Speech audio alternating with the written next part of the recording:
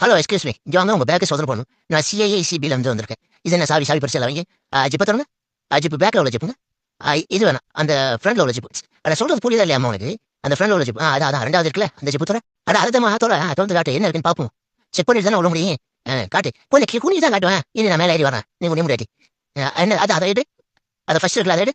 நான் அந்த ஃபர்ஸ்ட் இருக்குல்ல அதமா இது எனக்கு பேஸ்ட் திருப்பி போட்டாது அது வேணாம். ரெண்டாவது எடு. அடுத்து என்னது?